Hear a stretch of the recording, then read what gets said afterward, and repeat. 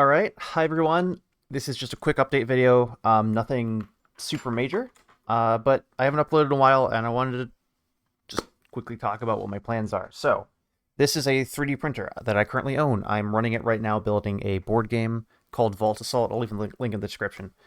I've not played it, so I can't review it, but it's pretty exciting. This is the Make Games Play Games channel. We are making a game right now.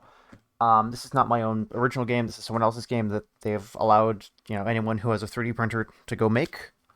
But I am also working on my own game. And this is sort of an extension of the paper dungeon thing, right? So what I've got these little squares. I don't know if you can see that. They're very small. This one is, I believe, a 10 millimeter square. Let's see, this is 6. Yeah.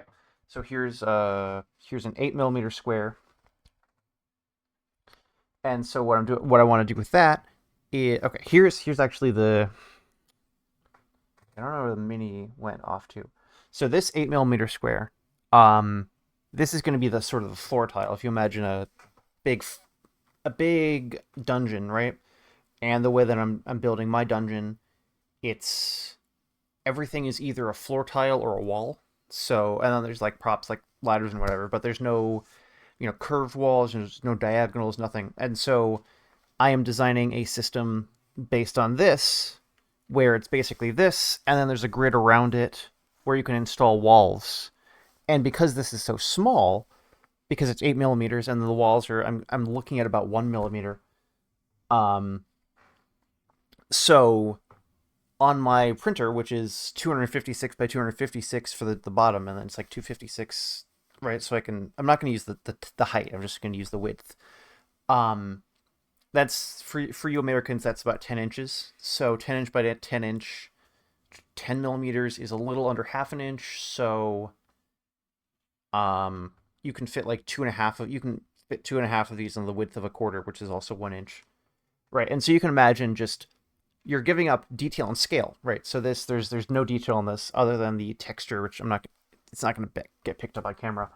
Other than the texture from the build, you can see the build plate here, right? You can see how there's texture there that sort of locks the piece down to the bottom so it doesn't go anywhere while it's printing. And it turns out that texture is about right in terms of scale and just the way it looks and feels for a dungeon, right? This is not a toy I intend to sell or even distribute as like a dungeon crafting set, right? It's not compatible with really anything. I had to make my own miniature, and the model is not good. I'll just pull it up. I'm watching YouTube here. This is a pretty cool video if you feel like checking it out. Yeah, I'll just pull the model up here. Like literally just, I think I call it human shaped object. Um, no, no, not file, open. Don't save. There we go. Oh, that's no. Okay, let's do Bamboo Studio. Let's prepare file, open. Okay, file. Let's see, save project. Go. File, open project. Okay, open recent projects. Here we go. Yeah, so this right here is the model, and right, so I made this in like 10 minutes in Blender, and it's literally just sort of a placeholder for the scale. I don't actually have one that's right size because I printed them in 6 millimeter and 10 millimeter. Also lost both of them apparently. That is one risk of working very small. I'll make a box for it or something. Um, anyway, what this all lets me do is it lets me plan what the dungeon is going to be like, because I made sort of the basic outline of the game I want to make, but then I realized that I have a lot of high level problems to solve. So I was able to make the what the moment to moment gameplay looks like, and it was rough, and I needed to do some more things on it. But I realized that I had a very low level understanding of the game, but not a very high level understanding of the game. And so what these tiles let me do is I get to play with it in real life. I'm a very tactile learner. Um, and build something, and then because the system is so simple, it's all walls and floors. Yeah, right. It's all walls and floors. That it's very very simple once I have a good design to just put in the game, and then I have a 3D printer that happens to have a lot of colors. So if I felt like printing, you know, 15 of these in green and 20 in red, I actually don't have red, 20 in yellow, whatever, or I can print them in white and paint them. Um, that's all possible because the design for the game is that each room is going to have its own color scheme, just to keep everything, just so they sort of they stand out in your mind more, so it's harder to get lost. You're like, okay, here's the green room. I'm in the green room. And they're like, so you can make it map easier. And then for color blindness accessibility, which is important to me because I have some relatives who are colorblind, I'm probably gonna add a texture. So maybe green has like light green stripes, dark green stripes, and so even if you're colorblind, you can tell the stripes. And then red might have dots or whatever. Doesn't really matter. Um, so yeah, 3D printer is kind of part of the way I'm making videos now, and that getting that set up is, it's taking some time. It's kind of what my attention has been on, which is one of the reasons I haven't been making a ton of videos. I also made this stool. It's not useful for anything related to the channel. I just think it's neat. Like this came out of my 3D printer, and this is I think 8 or 9 inches square. So this is almost about the same size as the total amount of stuff I can make in my 3D printer. I've been 3D printing minis, which I have not painted. Here, you can't see that very well. You still can't see that very well. His spear broke off. The tip of his spear is over here. So you can see how that is supposed to fit together. It's not going to focus. It's just going to be blurry. That's fine. You get the picture.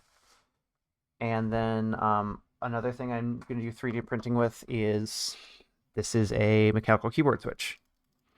And I want to make a fighting game controller and later a keyboard. Here's the microcontroller I'm going to use with that.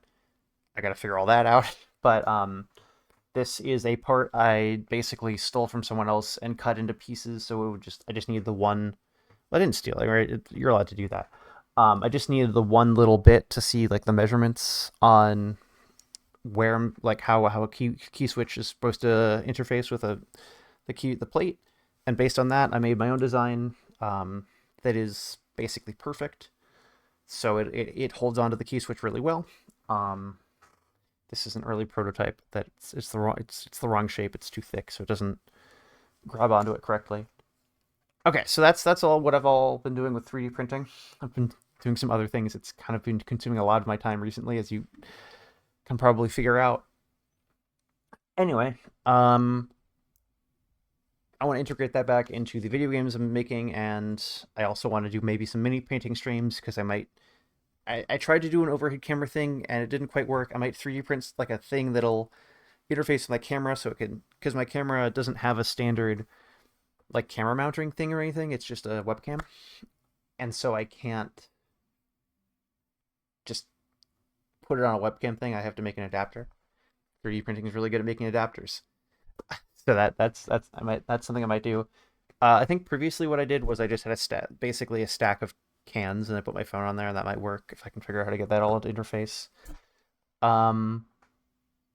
Yeah, so that's basically my trajectory for the channel going forward. I hope that's exciting for anyone following. Yeah, and let's just go back to, there we go. This is the, yeah, so this is the thing I'm printing. It's called Vault Assault.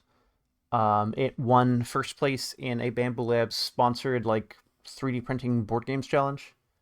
And it takes a while to print. It's not the fastest thing in the world. I've actually sped it up considerably by using less colors and by putting more things on the build plate than by default. Oh, actually, this is a different project. Oh, did I? Yeah, okay. Well, I got rid of the old project. And yeah, so you can see here, I did a bunch of different sizes, and just because I wanted to see, like, so these are basically 6, 8, and 10 millimeters, and then 1, 2, and 0.6 millimeters in height. You can, all right, so that's those, all of those in my hand now. Yeah, so 3D printing is super fun. There's a bunch of other random crap I've been making. So this is my Xbox controller. I like this controller a lot.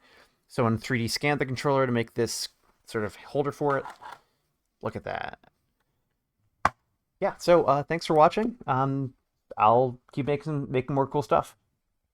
And I'm probably going to pivot a little more away from streams and a little more toward live commentary, edited videos, that sort of thing in the future. There's some things I I'm not 100% happy with how my streams have been going, and fixing, like, sort of working on that and fixing that is gonna take some time. But these sort of live commentaries are easier to make, and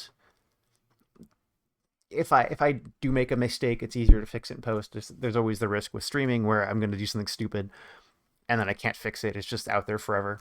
And then either I have to, like, there are ways to solve it, but none of them are as clean as just editing it before you put it up. This video should be fine. I don't think it made any major mistakes. All right, I think I'm babbling at this point. Thank you so much for watching. If you got to the end, I appreciate it. Like, comment, do all the YouTube things.